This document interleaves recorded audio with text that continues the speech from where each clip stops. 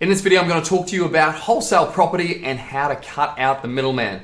See, wholesale property is just like a warehouse where we're buying in bulk and we pass those savings on to you. Similar to how the internet put retail businesses out of business and how they can go direct to consumer.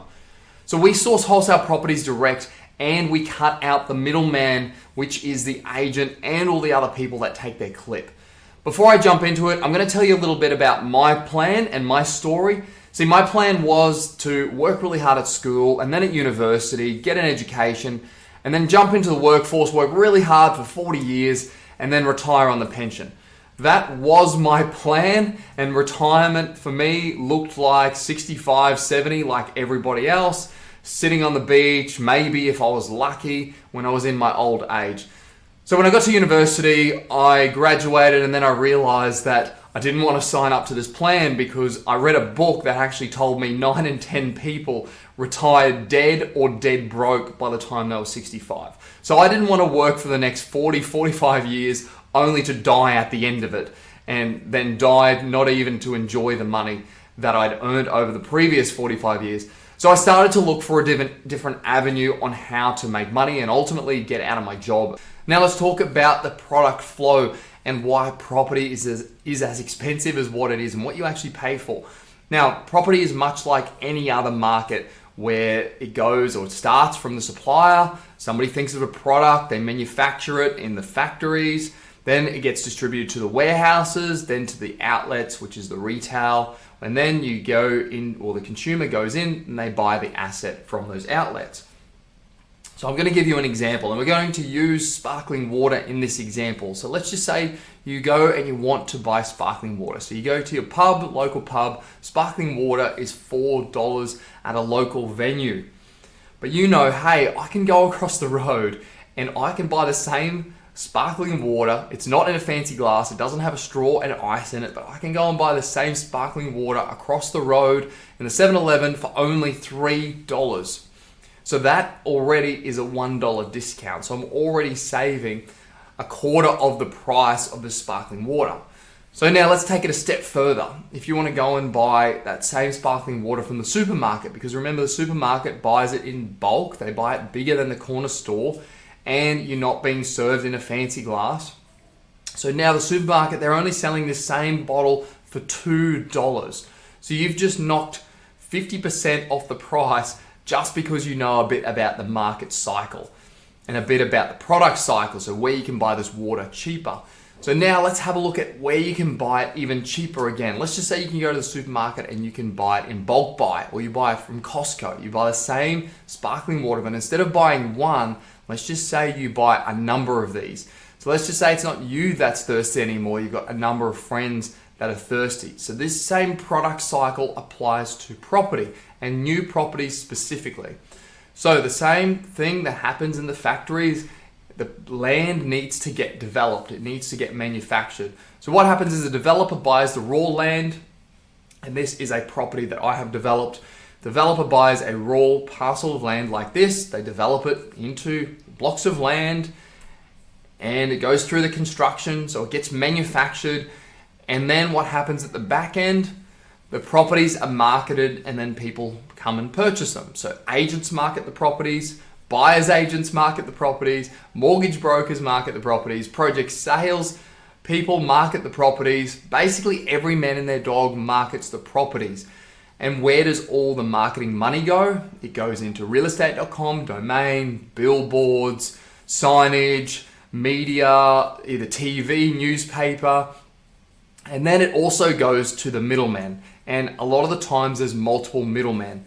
So we source properties direct to the consumer. There is no middleman, and I'm going to show you why that is shortly. So imagine taking the consumer, yourselves, and cutting out that retail outlet and cutting out the warehouses. So basically going direct from the factory where you're actually manufacturing the land and the properties, and we take that straight to you as the consumer. So we cut out these middlemen who are agents, buyers agents, builders, mortgage brokers, project marketers, all those people that take the cut in the middle, including all the marketing costs and all that stuff as well. So now you're probably asking, and I'm just going to cover the elephant in the room. Why would I sell you a property under the market value? Not only are we cutting out the marketing budgets, not only are we cutting out all those middlemen, but we're going to sell you a property under the market through our developments because we actually make the developer's margin. We've got a number of properties to sell each year, and that's how we get paid. That's how I get paid, is to manufacture properties, manufacture goods, and on-sell those. If we can sell those direct to consumer, then we can make the same amount of profit. We can make the same amount of profit as if we had marketed that property and sold it at a premium through agents and through other people. Now, not only that, we'll actually help you to buy the property. We'll plug you into our system, which means that you don't actually just buy one property, you actually end up buying multiple properties, because that is the strategy. And you're not going to buy multiple properties tomorrow, the next day. It does build up over time. If we can make you money on the first property, you're going to come back and you're going to buy more properties from us. So then your next question you might be thinking is, why doesn't every developer sell directly? And it's the same reason why most wholesales don't sell directly to the general public. They're ultimately a pain in the butt because they want to sell in bulk. They want to sell 1,000 units in one go. Or for the likes of properties, we want to just give it to one person and they're going to go and sell 10, 40, 50 properties for us in one go, and we don't have the hassle of it. So we don't normally want the muck around with the end consumer. But here's the thing that I want to do differently. So I want to help out you as the purchaser, and the only way to help you out and for you to have a seamless buying process is we provide you with education and we plug you into our system. So we walk you through our system of buying the property, making you money on the first property so you can buy a second property and a third property, and you can build up to retirement. So we are ultimately selling in bulk but over time. And we look at building a business. I look at building a legacy, a business where I'm not only helping you as a consumer, but also building and scaling the business that we're doing as well. And the only way we can do that is to help out as many people as we can. Now, can you go and get a better deal from somewhere else? So here's the deal with development companies. Not only do they not want to sell to an individual consumer direct, large development companies that have got big marketing budgets, big overheads, fancy offices, and highly paid executives. We run a tight ship. I'm a privately owned company, and I've got staff that run and help run the company. So we do run a tight ship, and we can compete on price, which means we can give back to the investors, and the investors are ultimately the life of the organization. Instead of spending that money elsewhere, we can ultimately give it back to you. And I believe what Zig Ziglar said, if you haven't heard of him, you can look up who Zig Ziglar was. You get everything that you want in your life if you help enough people get what they want. So if I'm going to sell you a property and you make money, who are you going to come back and buy the next property from? So let's run through the numbers on these properties, and I'll show you how it's $3,000 per week and how it grows by $70,000 per year. So the purchase price is $700,000. It rents for $690 per week. So as a rule of thumb, it's around about a 5% return. Now, it's not breaking any records. It's not a 7% yielding property, but you might notice that it is a new property, and I'm going to show you how that compares to if it is a secondhand property. Because new properties have a massive advantage over secondhand properties, and I'm not spouting that every new property is going to be a gold diamond, it's going to be the best property in the world versus a secondhand one. But this strategy, it works with new properties. You've just got to be smart about buying that new property. And if you're buying it at a discount, if I'm giving you a wholesale property at a discount and you're getting a really good yield on that and it's putting money back into your pocket, why would you go and buy a secondhand property that you're going to be spending money on maintenance? And I'm going to cover that in a second. But let's have a look at the numbers on this. So let's have a look at the costs. So the interest-only mortgage cost is $30,800. The rates and taxes are $3,000. The maintenance $600. Insurance is $1,600. The management, so that's the rental manager, is $2,750. So you got total cost of $38,750. So that's your total cost to hold this property, and that's assuming that you've got an 80% loan-to-value ratio loan. So you go out and get 80% of the purchase price from the bank. Now let's have a look at the income. So you got rental income of $35,000. So you got net costs of $2,870. So that's your total cost on the left minus your income, which is your rental. So it's going to cost you $3,000 a year initially, but I'm going to show you a hack and how you get money back. Now you use what's called depreciation. For new properties, depreciation is a lot higher than secondhand properties, and I'll show you an example of a secondhand property shortly. So you've got write-offs of nearly $18,000 on this property. These write-offs are paper losses, and that $15,000 depreciation is a direct paper loss. Now, these figures are going to vary depending on the situation and the actual property, of course. These are just for this property, and these are estimated figures based on today's dollars and the situation. So let's say you're earning $120,000 income, you're paying $29,467 in tax. You've got write-offs, as I showed you before, of $17,870. Your taxable income is now $102,130. So that is your taxable income, because you've got your income, $120,000, minus your write-offs, that's $17,870 from this property. Now the ATO is going to look at your taxable income as less. So it's $102,130. So now your new tax is only $23,659. So you're able to use nearly $6,000 of the money from the ATO to fund this property. And this is how the property gets into positive cash flow territory. That refund you can actually get back every time you are paid. You don't have to wait a whole year for that refund. You can get that back every pay cycle. If you are an employee, if you're making $120,000 per year, you can get back $6,000 every paycheck for the whole year. You don't have to wait a year, then do your tax return. So the cash flow on this is $3,000 per year. And then as it progresses, rent increases, the value of the property increases, interest rates come down. So what's going to happen when interest rates come down? That cash flow is not going to be sitting at $3,000 per year. It's easily going to double, $6,000 and beyond. And this is just the worst case, the worst scenario that I'm actually going to show you on a new property. So that's $245 per month back in your pocket. So you get to own the property, all the mortgage is paid for, everything's sorted, mortgage, maintenance, costs, all that stuff. And you get $245 back in your pocket. And this is just a run-of-the-mill property. This isn't even anything special. So our properties are going to kick the crap out of this property. So this isn't anything special.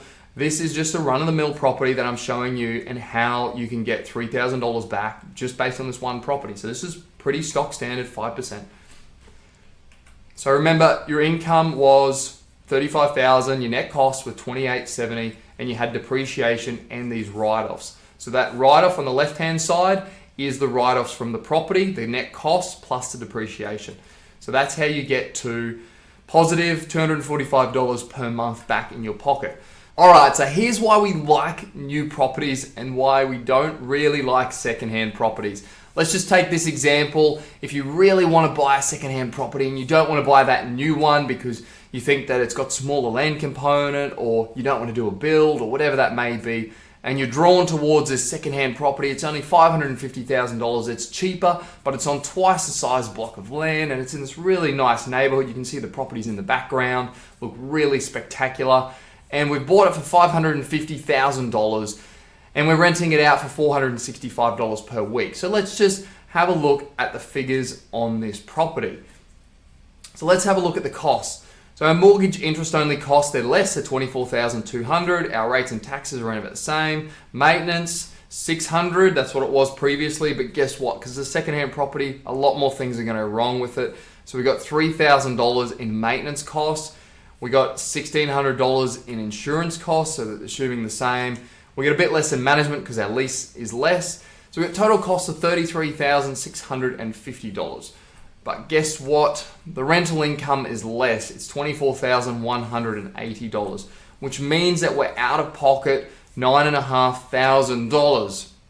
Now remember from the last example, we were out of pocket a few $1,000s per year, but we made up for it with the tax refund. So let's just say we get a $15,000 depreciation. Remember the last house, it was $15,000, so let's say that this one's $15,000, except that it's not, because it's secondhand. And not much on it is brand new, so there's not going to be a lot that you can depreciate. So let's just say we got a depreciation of only a few $1,000s on this property. So that makes a massive difference to your tax refund. So you got write-offs of $12,470. So you still got write-offs on this property, which means you can still apply those write-offs to your income. So using the same income, we got the same $29,467 in tax. So now we've got $12,470 in write-offs. So now our taxable income is $107,530, which means our new tax is $25,414. So we do still get a refund. That's fantastic. We get a refund because the government wants us to own investment properties. Fantastic.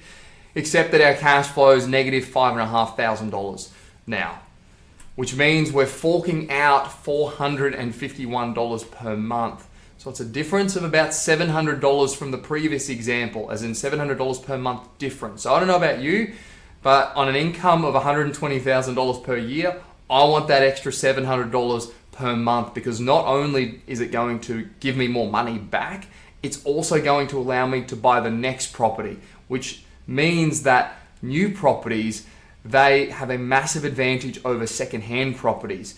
You might argue that they may not grow as much in value, and I beg to differ, because you buy at a discount, you get that instant equity boost from day one, and they will still grow the same amount because they're basically around the corner, they're in the same suburb, they're going to perform the same, if not better, because over time, the secondhand property, it's going to be looked to be demolished over time because it's going to start to get really old and need a lot of maintenance. So I want to buy properties that not only give me cash so I can go and buy a next property because the properties don't cost me anything to hold, but our whole strategy is built around properties not having to cost you any money to hold. Because if they don't cost you any money to hold, how many properties can you buy? It's a trick question. You can buy an unlimited amount of properties. Now, we don't need unlimited properties, but we do need a few more than one property to go into retirement. Now let's take this example. This is an even better example than the one I showed you before. The new property, $730,000 purchase, put $6,500 cash back in your pocket, and it grows by $70,000 per year. So the purchase is $730 per week, but the rental is $820. And I'm sure you probably have seen by now that the mailbox, it's got two mailboxes or two places to put your letters on there. So that means this property has dual incomes. So you can see on the mailbox there. So let's have a look at the cost. So the mortgage costs $32,120, and you might notice that I've put interest only because we don't pay principal off on investment properties. You got the rates tax of $3,000, you got $600 maintenance allowance, insurance $1,800, it's a bit more expensive because it's a bigger home. Management $3,300, total cost is $40,820. That's your total cost. Then you have your rental income, $42,640. So all of a sudden you're ahead by nearly $2,000 per year on this property. So you're $1,800 per year in income from this property. And now we can depreciate the property a little bit more than the last one, $16,000 of depreciation. And we've got $14,000 of write-offs. So we use that $16,000 and we put our net cost, but our net costs are positive. So $16,000 minus the $1,820, that gives us write-offs of $14,180. So figures may vary between properties. So let's just use the same income, $120,000 per income. The tax is the same. Our write-offs are $14,180, which means we have a new taxable income of $105,820. So our new tax position is $24,859. So we get a refund of $4,609 on this property, which means that it actually gives us nearly a $6,500 cash flow per year, or $536 per month, which is superb for this property. So if this is putting $6,500 back into your bank every year, how many of these properties can you afford to hold? Now you got to take care of the deposit, and I'll show you that shortly. But how many of these properties can you afford to hold? And the answer is an unlimited amount, because they're actually paying not only for themselves, but they're paying you as well. And this is the secret to be able to replace your income, not only from the cash flow, but then also from the boost, the equity gain, that capital growth every single year. This house, it's worth $1.6 million. It is a more luxury home, but it only costs $33 per week to hold this property, and it's growing by $160,000 per year. These are only estimates, remember. These are the costs. Mortgage interest only costs $69,600. Rates and taxes $6,000. The maintenance is $600. The insurance is $1,560. Management $4,200. Total costs $81,960. An income, which is $65,000 from the rent.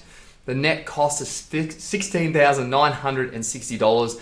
But this property has a really high depreciation because of the size of the home. It's $30,000 rounded off. So it's got write-offs of around about $47,000 on this property.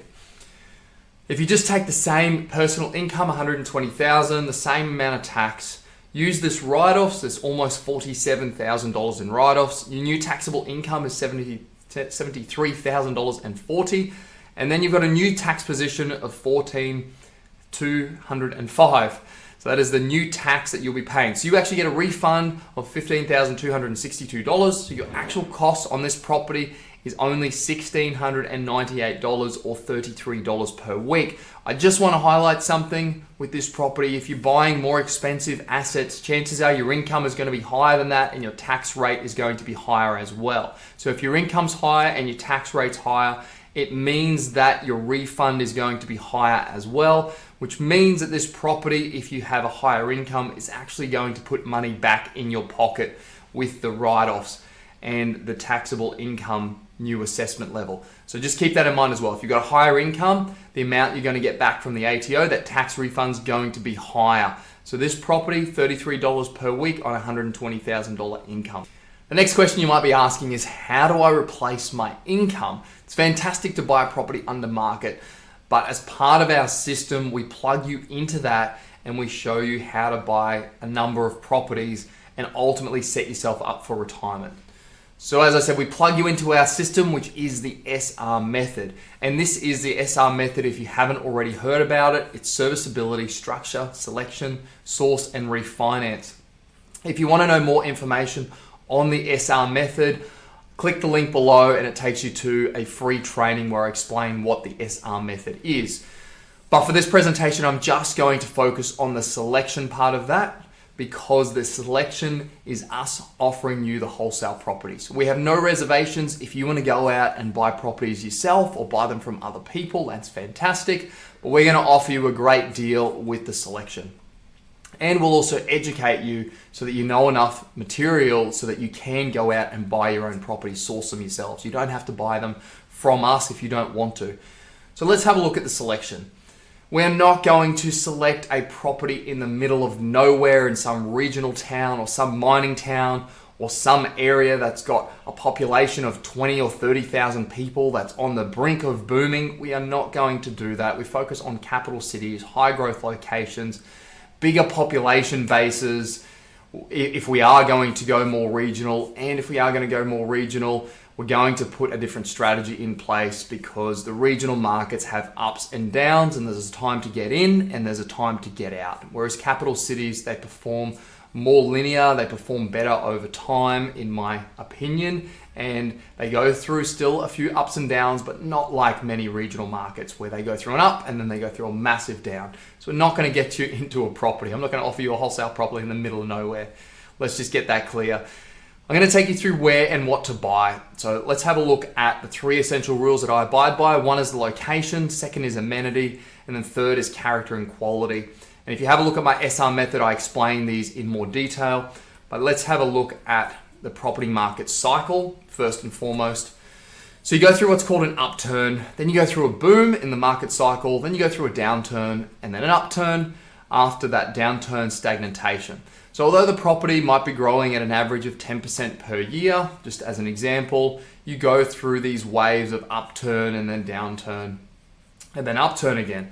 And the upturns go for around about 3 years up to that boom, and then the downturn can last for 2 to 5 years. In many regional areas, that downturn has lasted for 10 years. Just keep that in mind if you're going to buy regional, and if you decide not to buy from us or not to do my course. Regional areas can be in downturn for 10 years, sometimes even longer. Some of them may never recover. So here's the key to our selection strategy. The key is identifying demographic change where certain suburbs provide superior demand and superior growth. And that photo gives it away a little bit. That superior demand normally comes from younger families, a change in demographic. That suburb can be inner city where it's going from an older demographic to a younger, newer demographic. It can be on the outskirts. It can at times be regional, very selective on those regional areas, but they will be sub-cities. They will be mini cities if I'm going to go regional personally. That's my personal preference on that. Now let's have a look at the artificial growth driven by developers. There are other key statistics we consider as well, but I want you to consider this artificial growth for the moment. So not only do we look at the boom and bust cycles, we look at areas in transition, because we're buying in development areas, like areas that are growing, going through the transition. And this is where developers actually boost the prices of properties. So suburbs in transition is similar to this one. Now this is an inner city suburb in transition. They don't have to be on the outskirts of the city like everyone thinks.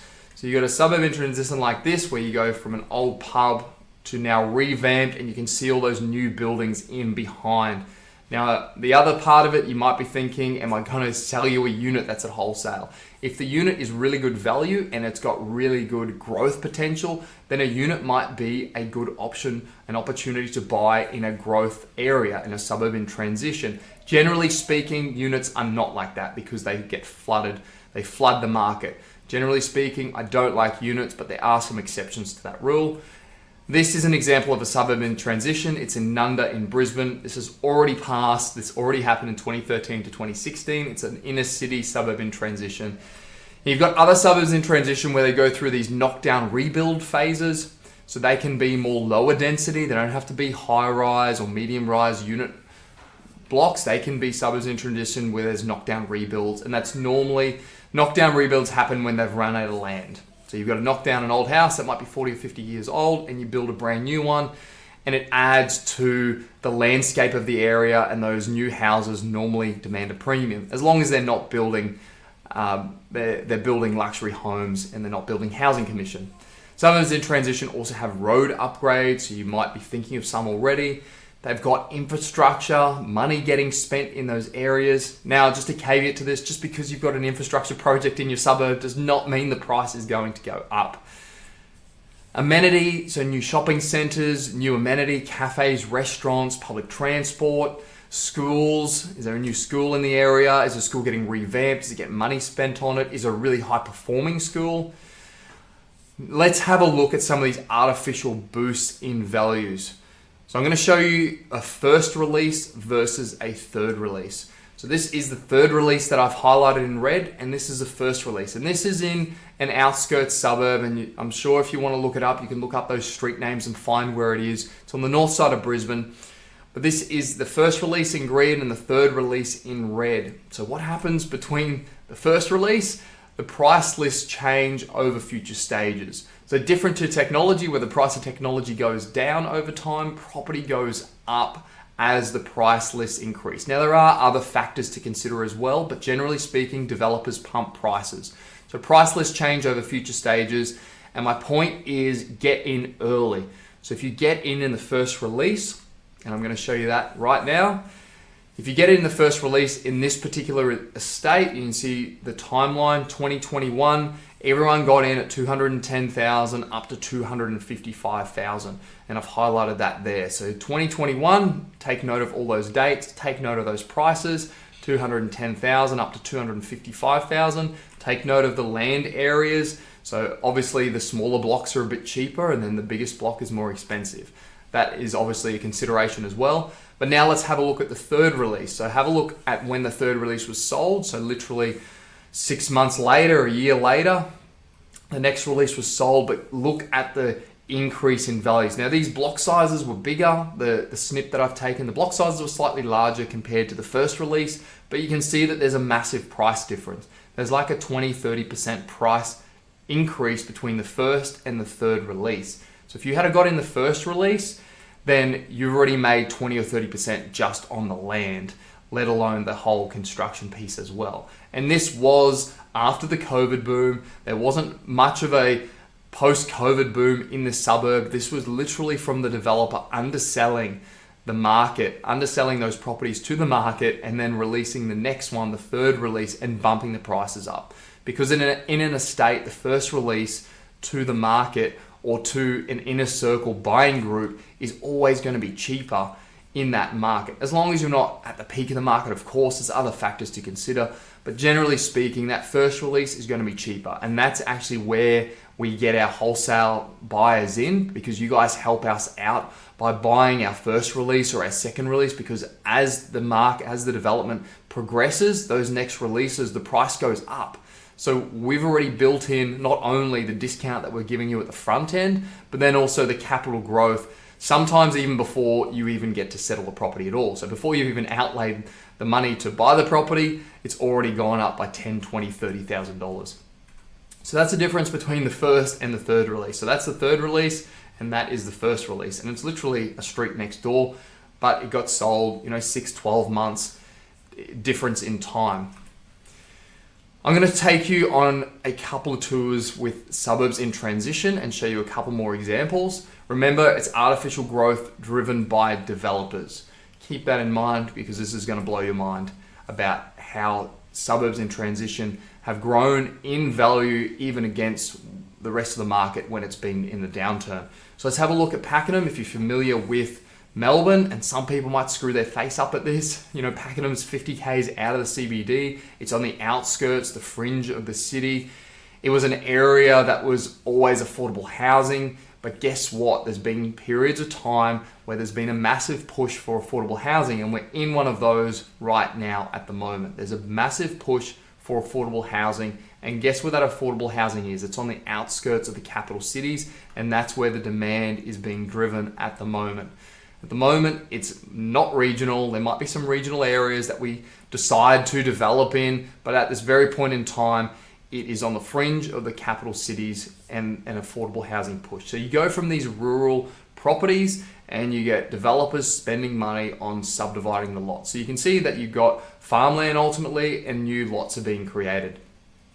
So let's have a look at Pakenham house prices between 2006 and 2011. They've gone up by 55%. So let's have a look at the graph at the bottom. So 2006, they were $206,000, and they grew up to 2011 to $320,000. So that a 55% growth. But look at when the Australian property market boomed, and look where the GFC was. So Pakenham had no capital growth between when the Australian market had boomed and up to GFC. And we all know what happened after GFC. Most of the properties lost value, and a number of them still stayed the same. But Pakenham, they basically stayed the same, and the growth was actually after the GFC. So it was when everything else, most of the places around Melbourne had actually declined or stayed stagnant. That is when Pakenham grew the most, because the government pushed for affordable housing. We needed to build more homes. The supply caught up with the demand, and there was a surplus of demand, which means that it drove more people into affordable housing, and it pushed up that growth. And I'll show you one key stat around the population figures in this area. So not only was there a push for affordable housing at this point in time, there was also a massive population increase. And you can see the green lines on the graph. Those green lines are the sales volumes in the area. So there was a 68% population increase, but you can see where the sales volumes are accumulating. So massive amounts of sales volumes in this boom, and it was even after the GFC when the rest of the markets did nothing. So population growth, in other words, developers producing stock, drove the market. They pushed prices up, demand came in for affordable housing, and developers kept increasing their price. If you go to a stockland estate, a lend lease estate, go and ask them for a discount. They don't discount. And their next release, they put the price up. And the next release after that, the price goes up again. Doesn't matter what the rest of the market's doing, their price goes up. And that is artificial growth produced by developers. And you can see those sales volumes, which I've circled just there, those green graphs. And I want to highlight that this suburb went through a 2-year suburb price boom. So typically those price booms, they last for 3 years. This one actually went a bit less than that. It went for 2 years. So if you had got in at what appeared to be the worst time in the market, the GFC, basically the top of the GFC or just after it, you could have ridden that 3-year price boom, but most of the price boom happened in 2 years. So between about 2009 to 2011, that was where that big price boom happened. So then let's have a look at the next market cycle. So you go 2011 to 2016, it had 33% capital growth, and that wasn't even much of the growth that was ready to come thereafter. So you got Sydney and Melbourne market boom. So this area, it boomed while Sydney and Melbourne general market boomed as well. So it boomed a little bit, but you can see that it boomed even more so after that. Again, it went through a 41% population growth over that period of time, but have a look at the sales volumes. They've really tapered off. So there's hardly any sales volumes. There's pent up demand for property out there, which has put pressure on the pricing, which means developers are now jacking their price up. If there's a lot of demand in an area, developers are just going to put their prices up, and they're going to do it anyway, irrespective of that. But if there's more demand, the prices go up faster. And then look what happened after 2016. We had a 3-year suburb boom, or 2 years after 16. But that 3-year suburb boom actually started just before the end of that Sydney and Melbourne market construction boom. And then have a look at the sales volumes here. So it was just the pent up demand from that population increase, and you had 30% growth in 16 months. So you go from 462,000 up to 605,000, and that is the biggest growth in that area, and it happened in 16 months. So let's have a look at one more just in closing. Yarrabilba houses. Now these are areas that I don't traditionally really like. You know, they're not that fantastic to drive out to there, but you know what? It doesn't matter, because I'm going to show you the capital growth in these areas and how it's surpassed many other suburbs, even around Brisbane for that matter, if you get in at the right timing, of course. Now, this is an area in transition. You can see the same things. It goes from, you know, large rural lots down to smaller housing lots. So it had 90% capital growth in 4 years. So almost a doubling in 4 years, when the rest of the market didn't really do that much. So 2013 to 2017, and you can see the sales volumes very similar to the last graph I showed you. And let's have a look at the population increase. Yarrabilba basically started off with 0. It's a lend-lease community. As I mentioned before, lend-lease does not discount their prices, and every stage they release, the price goes up. So it had a 346% population growth, and that drove a lot of the sales volumes. And have a look at how much of those sales volumes come into play in that period of time. So it's a huge amount of growth when the rest of the market in Brisbane was not doing much at all. It definitely was not doing 100% growth over a 4-year period. So that just shows you, you know, suburbs on the outskirts that are driven by developers, especially multinational developers for one, and that's not even buying below the market. That's just buying at retail prices. So if we can get you in below the market and then you ride that growth wave, that growth trajectory, then you've got a double bonus. So you're riding that growth trajectory, you're building equity, and you're building that capital growth that ultimately is going to set you up for retirement.